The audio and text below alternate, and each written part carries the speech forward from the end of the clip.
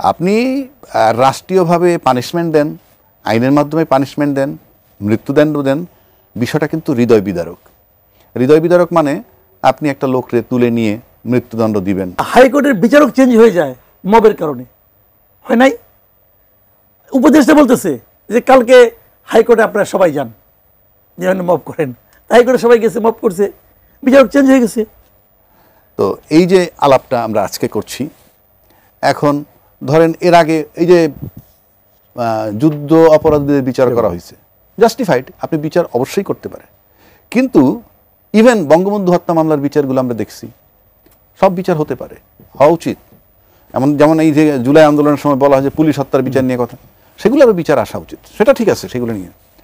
কিন্তু আমরা কিন্তু দেখছি সেই যে এক্সিকিউশনটা যখন এক্সিকিউট করে, 3 দিন আগে আমরা পত্রিকায় নিউজ পাইতাম ম্যানিলা রোপ, পাকা কলা মাখতেছে। এই যে পাকা কলা মাখতেছে, এটা কিন্তু যেই ভদ্রলোকের মৃত্যুদণ্ড হবে সে যেমন শুনতেছে, তার পরিবারও শুনতেছে। বিষয়গুলো খুব টাচি ইস্যু, কারণ লোকটা মরে যাবে। এখানে আপনি শয়তান ফেরেস্তা আইনেন না, আমি বলছি শাস্তি হইতেই পারে রাষ্ট্রীয়ভাবে মৃত্যুদণ্ড। আমি ব্যক্তিগতভাবে যদিও রাষ্ট্রীয়ভাবে মৃত্যুদণ্ড পছন্দ করি না, সেটা ভিন্ন কথা। তখন আমরা দেখতাম এইটা বলছে, তারপরে বলতো এরকম যে ম্যানিলার তো গেলই, এরপর যেদিন ঘটনা ঘটবে এই জেলার প্রবেশ করলেন, এই ম্যাজিস্ট্রেট প্রবেশ করলেন, এই আইজি প্রিজন প্রবেশ করলেন, এই কফিন বক্স অ্যাম্বুলেন্স যাচ্ছে, এই যে বিষয়গুলো। এবং সবাই কিন্তু আমরা কাজ ছেড়ে, আপনারাও টোটাল এমন কোনো সব মিডিয়ায় ধারাবাহিকভাবে প্রকাশিত হয়েছে, এবং মিডিয়ার কাছেও সেটা তখন মনে হয়েছিল একটা বিশাল একটা কিছু করতেছে। আমি মিডিয়ারও দোষ দিচ্ছি না, যখন যে যেভাবে বিষয়গুলোকে নিয়ন্ত্রণ করতে পারে। কিন্তু বিষয়গুলো ভালো ছিল না, টাচি ইস্যু ছিল, খুবই হৃদয় বিদারক। কারণ একজন সন্তান দেখতে তার বাবাকে ঝুলাবে, কফিন বক্সটা গেছে, এই যে বললেন জাজমেন্ট প্রচার করা আর এই এক্সিকিউশন দেখানো। আমরা অনেক আগে দেখছি এক্সিকিউশন, আমার মনে হয় মাসুদ কামাল ভাইয়ের মনে আছে, আমরা দেখতাম সাধারণত 12টার পর কাক ডাকা বলে মৃত্যুদণ্ড কার্যকর হয়ে যেত, পরদিন সকালে সিম্পলি নিউজ আসতো এই যে অমুকের মৃত্যুদণ্ড কার্যকর করা হয়েছে, দ্যাটস অল। কিন্তু এই যে জিনিসগুলা আপনি যেভাবে শুরু করে গেছেন, আমার কাছে বিনোদন মনে হইতো। এই যে যখন এইগুলা, বিশেষ করে বললামই তো বঙ্গবন্ধু হত্যার যেটা ইভেন স্বাধীনতা বিরোধী, এটা বললেই কালকে সকালে ট্যাগ লাগাবে যে আমরা জামাতের পক্ষ। এটা পক্ষপাতিত্ব নয়, বিচার হচ্ছে। শেখ হাসিনারে যদি আমি কথা বলি যে কাউকে যদি আপনি এক্সিকিউশন দেন আর এরকম করেন, আজকেও যদি করেন, আমি একই রকম বিরোধিতা করব, এটা বিনোদন নয়। এইবার আসেন মাসুদ কামাল ভাই যেমন বললেন যে ফলাফল কি হবে। হ্যাঁ, কারণ এই ধরনের মামলায় আপনি একেবারে এই মামলাগুলোর সাথে রাজনীতির একটা সম্পর্ক থাকে, এই মামলাগুলোর সাথে একটা রাষ্ট্রীয় সিদ্ধান্তের ব্যাপার থাকে। এই শেখ হাসিনা আজকে যে জায়গাটা আছে তার সাথে গ্লোবাল অথবা এই উপমহাদেশ ধরেন, এর অনেক বিষয়গুলো এখানে ইনভলভ আছে। সুতরাং বিষয়টা একেবারেই যে রাজনীতির বিষয় এখানে নাই তা না।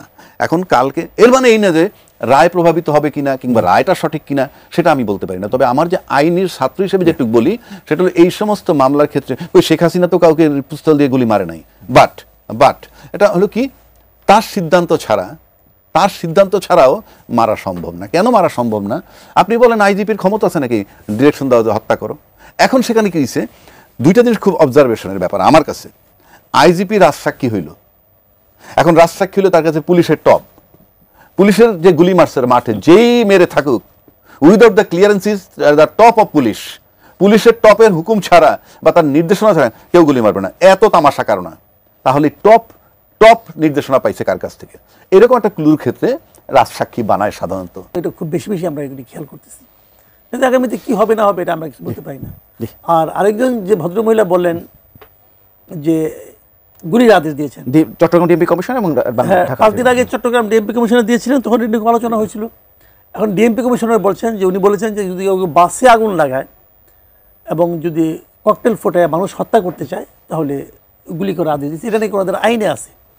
আমি বুঝতে পারলাম না এটা কোন আইন হতে পারে, কারণ আপনি একজন মানুষের মানে যদি বাসে আগুন দেয় তাহলে আপনি গুলি করতে পারেন না। আমি যতটুকু বুঝি আইন, এটা রাজ্জাকে ভাই ভালো বলতে পারবেন, এই একজন মানুষকে গুলি করে মেরে ফেলবেন আপনি, এটা তো বিচার ছাড়া আপনি এটা কেমন করে করবেন? আর বিচার করার এখতিয়ার তো পুলিশকে দেওয়া হয় নাই, তো উনি কেন এটা করবেন? উনি ফিরাবেন, তাকে বাধা দিবেন, যে বাধা দেওয়া যায় সে বাধা দিবেন। এখন যদি বলে না গুলি করার অর্ডার দিছি, শরীরে গুলি করার অর্ডার দিই নাই, অন্য জায়গায় গুলি করতেছি, এটা তো এক কথা। গুলির অর্ডার কেন কি আমি বুঝি না, আমার কাছে এটা গ্রহণযোগ্য মনে হয় না। তো হয়তো কোনো আইন আছে কিনা আমি জানি না, কিন্তু এটা আমার কাছে মনে হয় না যে এটা হতে পারে। বিচার হত্যার মানে অর্ডার একমাত্র বিচারকই দিতে পারে না, আদালতের মাধ্যমে আসতে পারে।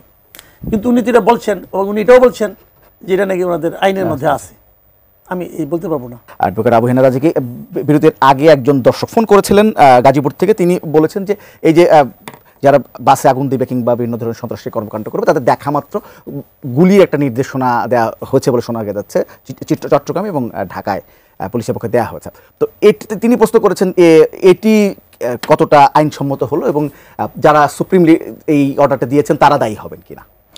ধন্যবাদ। যেই ম্যাম প্রশ্নটা করছেন ঝর্ণা গাজীপুর থেকে, এই প্রশ্ন করাটা খুবই যৌক্তিক এবং খুবই স্বাভাবিক।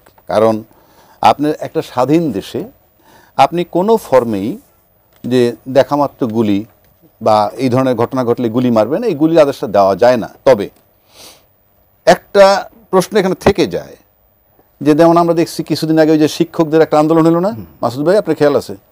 সেখানে কিন্তু গুলি মারছে, গুলি না কি জানি মারছে, লাঠি পিটা করছে, লাঠিচার্জ। হ্যাঁ, পরে আবার অন্য আন্দোলনে সেখানে লাঠিচার্জ বা কোনো কিছু করে নাই, বা জামাতের আন্দোলন বা কারো আন্দোলন। আমার এখানে একটা প্রশ্ন হইলেই যে এই সরকারটা নির্বাচিত ম্যান্ডেট নিয়ে আসে নাই, সবার সমর্থনে বসছে, এবং সরকার প্রধান যিনি, তার হুকুম ছাড়া কিছু হয় না যদি আমরা এইভাবে দিই, ওনার বাক্য পাওয়া খুব কঠিন। সেক্ষেত্রে হ্যাঁ, আমি শুনছি যেটা মানে 10টা প্রশ্ন করলে উনি উত্তর দেন না, এরকম শুনলাম। এখন আমার প্রশ্ন হচ্ছে যে এই যে পুলিশ শিক্ষকদের পিটাইলো আর মাসুদ ভাইরে পিটাইলো না বা রাজ্জাকিরে পিটাইলো না, এখানে বিষয়টা হলো এই মিডিয়ারও একটা দায়িত্ব ছিল এরকম আমি মনে করি। মিডিয়াতে যে ভাই তোমরা সেদিন টিচার গো পিটাইলা, কেন পিটাইছিলা? এই কারণে তোমার হুকুম দিছিল কে? একটা কিছু তো বলতে হইতো তাকে। আবার মাসুদ কামালরে পিটাইলে না, রাজ্জাকিরে পিটাইলে না কেন? এটা কি সরকার নিষেধ করছে? এই উত্তরগুলো কিন্তু আসে নাই। এই যে উত্তরগুলো মানে তার কাছে কেউ প্রশ্ন নিয়েও যায় না। আমরা কিন্তু এইখানে বেশি আলোচনা করি। মিডিয়ার কেউ আজ পর্যন্ত আমি চ্যালেঞ্জ করে বলতে পারি এরকম টিভিতে আলাপ আলোচনা হয়েছে ঠিকই, কিন্তু মিডিয়ার কেউ গিয়ে তাদেরকে জিজ্ঞেস করে নাই গতকালকে যে আপনারা গরম পানি মারলেন, হ্যাঁ, নির্দেশটা কে দিছিল? কি তার পরের দিন যে ওখানে গরম পানি তো দূরের কথা, কিচ্ছু বলেন নাই, নির্দেশ না, মানে সিদ্ধান্তটা আপনাদের নাই দুইটা সিদ্ধান্ত সরকারের, এই জিনিসটা কিন্তু আসে নাই। আমি পরিষ্কার করে কি আসলে আসে নাই, তাহলে এই প্রশ্নটা করা উচিত ছিল। 2 নম্বর আসেন, আমি আবারও বলছি একটা লোকও বেআইনিভাবে মারা যাবে না, অর্থাৎ আইন সিদ্ধ। আমি তো যদিও মৃত্যুদণ্ড লাইক করি না, তারপরে আমি বলছি দেশে যেহেতু আইন আছে, বিনা বিচারে কেউ মানে মৃত্যুবরণ করবে সেটা আমি চাই না। এখন আসেন, এটা কিন্তু ক্লিয়ার হইলো যে হুকুমটা কে দেয় আমরা আজও জানি না। স্বরাষ্ট্রমন্ত্রী যদি বলে থাকে, স্বরাষ্ট্রমন্ত্রী কিন্তু অথরিটি না, তার উপরে অথরিটি আছে প্রধান উপদেষ্টা। স্বরাষ্ট্রমন্ত্রী একাই সিদ্ধান্ত নেবে বইলা আমার কাছে এগুলো ক্লিয়ার করা দরকার। সেখানে ইভেন আমি মনে করি গাজীপুরের ঝর্ণা আপা, সেও যদি কালকে ঢাকা আসে আর আমাকে যদি বলে, আমি তাকে কোঅপারেট করবো জিজ্ঞেস করার জন্য, তুমি গিয়ে জিজ্ঞেস করো যে আপনাকে হুকুমটা কে দিছে। বিষয়গুলো ক্লিয়ার হওয়া দরকার। এখন আসেন, তার সাথে মিলে যেতেছে গত সরকারেরটা। এখন গত সরকারের যে বিষয়টা ছিল সেটা হলো ক্ষমতায় থাকার জন্য গুলি, পরিষ্কার ক্ষমতায় থাকার জন্য গুলি এক জিনিস, আর আপনি ক্ষমতায় এটা ক্লিয়ার যে এই সরকারও যদি হুকুম দিয়ে থাকে সে ক্ষমতায় থাকার জন্য গুলির নির্দেশ দিচ্ছে না, কিন্তু আগের গুলার অর্ডারই ছিল ক্ষমতায় থাকার জন্য। তো এই দুইটা একটা বিশাল পার্থক্য আছে, দুইটা মিলানো যাবে না। এখন তারপরেও আমি এই রাষ্ট্রীয়ভাবে পুলিশি আইনেও গুলি মারার বিধান আছে, সেটা কোথায়? যদি এমন কোনো ঘটনা ঘটে, গিরার হাঁটুর নিচে মানে এই তাকে আহত অবস্থায় ধরো, ধৈর্য কি জন্য? কারণ যে ককটেলটা মারে সে কিন্তু প্ল্যানার না, আই এম শিওর, সে হলো এক্সিকিউটর, কিন্তু ষড়যন্ত্রকারী নেপথ্যে আছে। সুতরাং আপনি দেখামাত্র গুলি করার মানে হচ্ছে যদি সে মরে যায় তাহলে ষড়যন্ত্রকারী সেফ হয়ে যায়। সুতরাং সেখানে যদি for the greater interest of the nation কেউ যদি গুলি মারে যে ঠিক আছে অমুকে ককটেল মারতে আসছে, তাকে ধরলে আমি ষড়যন্ত্রকারী পাবো, সেরকম ক্ষেত্রে চিন্তা করলে আপনি এমনভাবে গুলি মারবেন যাতে সে মারা যাবে না, নিশ্চিত করতে মানে একেবারে নিশ্চিত হইতে হবে সে মারা যাবে না, বাট এই সমস্ত ক্ষেত্রে মারার বিধান আছে। এটা হলো বিষয়। আমি যদি পুলিশের কথা আসছে, আমি একটু ভাবে জানতে চাই অন্য প্রসঙ্গে। সেটা হচ্ছে আজকে দেখতে পেলাম যে পুলিশের নতুন পোশাক পরে পুলিশ দায়িত্ব পালন শুরু করেছে। আপনার কাছে ব্যাপারটা কেমন মনে হচ্ছে? যখনই পোশাকটা প্রথম নির্বাচন করলো না, তখনই আমি বলেছিলাম, এবং আমার নিজস্ব চ্যানেলে প্ল্যাটফর্মে বলেছিলাম, বিভিন্ন টেলিভিশনেও বলেছিলাম, এই পোশাকটা আমার পছন্দ হয় নাই। এখন আমার পছন্দ না হতে কি আসে যায়? আপনি মাঝে মাঝে আমি আমার ওয়াইফকে নিয়ে মাঝে মাঝে যখন আমরা বাজারে যাই অথবা ওর একটা শাড়ি কিনতে যাই, গেলে পরে অনেক শাড়িটি দেখি, দেখার পর তো ও একটা পছন্দ করে, আবার কিছু কিছু শাড়ি আছে ও আমাকে বলে যে এই শাড়িগুলি কে কিনে, মানে ওর মনে হয় ওর একদমই এটা পছন্দ হয় না যে এত কুরুচিপূর্ণ শাড়ি কে কিনে, ওর ধারণা। তাই আমি বললাম কি ভাই দেখো, যারা এই শাড়িটা বানাইছে তারা তো একটা হিউজ ইনভেস্টমেন্ট, যদি কেউ না কিনতো তাহলে কিন্তু এটা বানাইতো, যে কিনে সে কিন্তু পছন্দ করেই কিনে। তাহলে এখন জিনিসটা কি হলো, তার পছন্দ আর তোমার পছন্দ এক না। তুমি যেটাকে পছন্দ একদমই করছো না, বলো যে মাগনা দিলেও আমি নেবো না, সেও তো তোমারটাকে বলে যে মাগনা দিলেও আমি নেবো না। এটা তো হয় রে ভাই।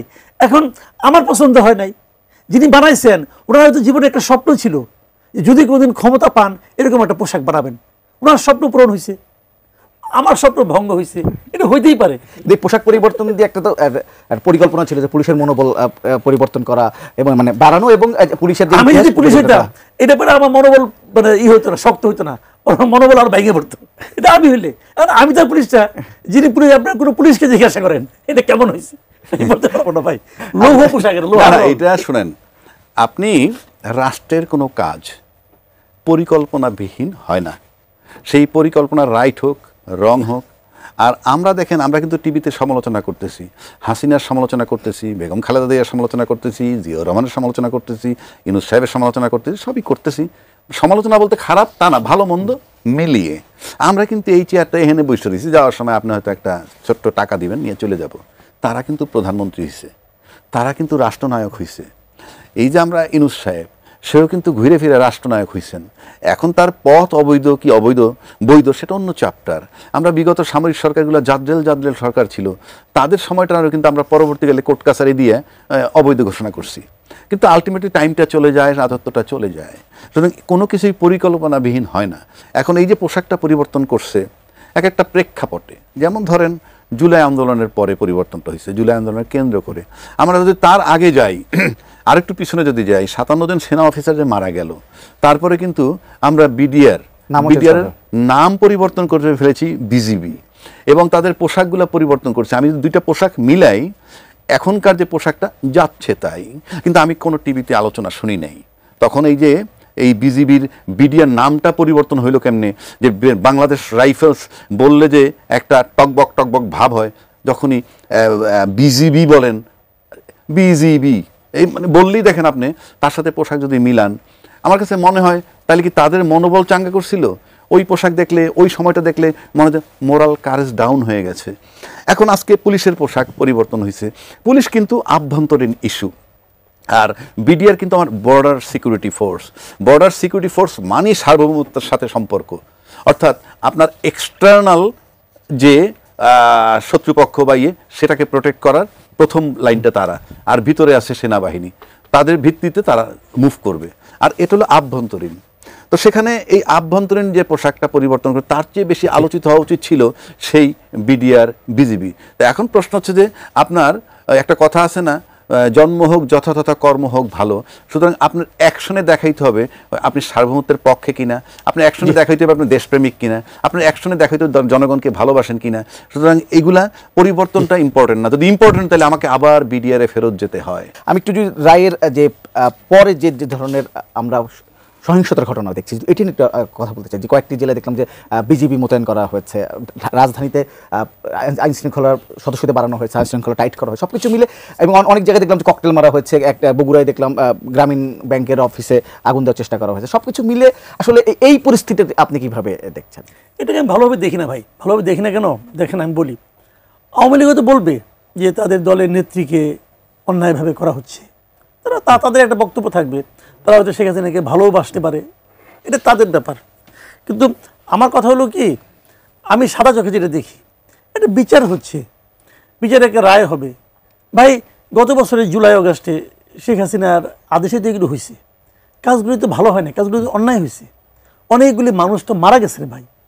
এখন এইটাকে জাস্টিফাই করা কোনো না, চেষ্টা করা ঠিক না।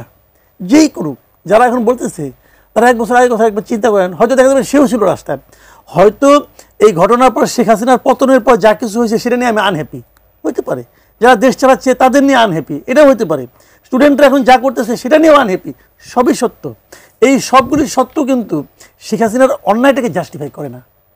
শেখ হাসিনা অন্যায় করেছেন, উনি অর্ডার দিয়েছেন স্টুডেন্টদেরকে মারার জন্য, হয়েছে, ওনার অর্ডারেই হয়েছে। তো এখন আমার কথা হলো কি, এটা তো আমি পাবলিক বলতেছি। এখন এই জিনিসটাই আদালতের কাছে গেছে, বিচারক কথা বলবেন, যে আইনজীবীরা কথা বলছেন ওখানে, যে প্রসিকিউটর ছিলেন উনি অনেক কথা বলছেন, কিন্তু ওনার কথা তো চূড়ান্ত না। আদালত এই পক্ষ শুনে উনি একটা রায় দেবেন, আদালতে একটা রায় হবে।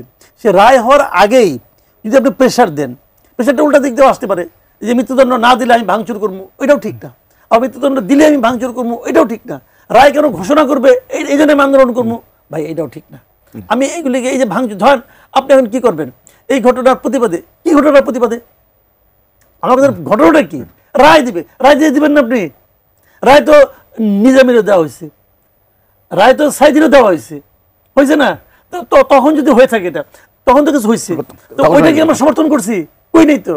তো ওইটা সমর্থন না করলে এটা সমর্থন করবো কেন? রায় হইতে দেন, রায়ে কি হয় না হয় আপনার আপিল করবেন, আলোচনা হবে। তখনও তো এরাও এই কথাই বলছে, আপিল হবে, আলোচনা হবে।